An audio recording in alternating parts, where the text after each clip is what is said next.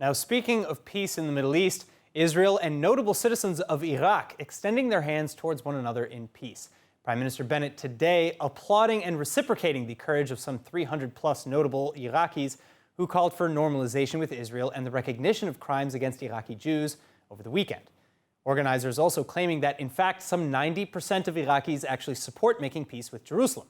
The unprecedented event taking place in Erbil in the Kurdish region of Iraq, and the guest list including Sunnis and Shiites, youth activists, local and tribal leaders, Iraqi Culture Ministry official Dr. Sachar Altai, and even Hemi Peres, son of late Israeli President Shimon Peres, who spoke via video call. Despite the inspiring turnout, though, the Iraqi government swift to issue condemnations and arrest warrants for the conference's organizers and attendees.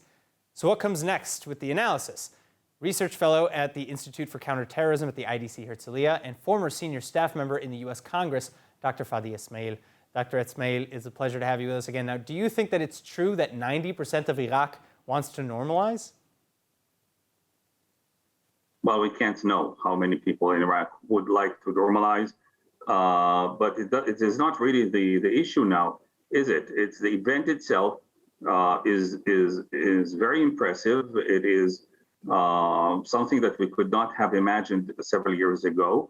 And the main challenge will be to see what will come next. I have seen at least one more event of this kind that took place about 2 years ago with the Libyan government. But again, the problem is we have these events, and then the naysayers kick in and they start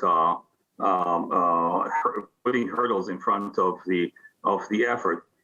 It will be one thing I want to say is, from what I understand from several colleagues, is that this event is a culmination, or came as a culmination, of efforts done by many people over a period of time, some say a period of years, in an attempt to create this kind of coming out of basically these are relationships that have been developed over several years, and now we see the outcome.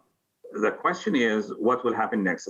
Now, as far as the Iraqi government issuing, the Supreme Court there issuing these arrest warrants and so on, when we say it's really the Iranian government, we have the Iraqi political structure is heavily controlled by Iranian activists or Iranian operatives.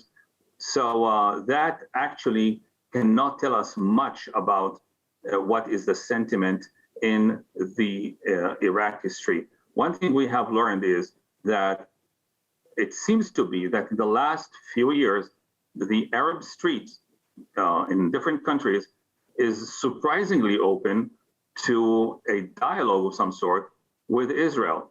We have seen it, we've seen, of course, the Abraham Accords that exposed part of that reality. As I said, we've seen it with the Libyans. Only a couple of days ago, I had a conversation with somebody from Algeria that claims that in the Algerian street, there are many people who are talking in a similar language. It is very hard to know, though, because these governments, the local governments, are either controlled by what's called the axis of resistance, or feel beholden to it in some way. So I'm sorry to interrupt, but how do we then move this forward? How do we support the members of this conference, or the attendees of this conference, and the voices who were present there? How do we overcome the hurdles that are in the way between a normalization with Iraq, especially when the powers that be, as you insinuated, are very much against it? Well, the thing will have, it's many people that have to work all the time and not back off. That's the thing. I have to say that one of the most impressive individuals in this regard is the Iraqi Member of Parliament, Mithali al-Alusi, who was basically the pioneer in this effort. He came to Israel to visit Israel several years back, and as a result, both of his boys were killed in Iraq.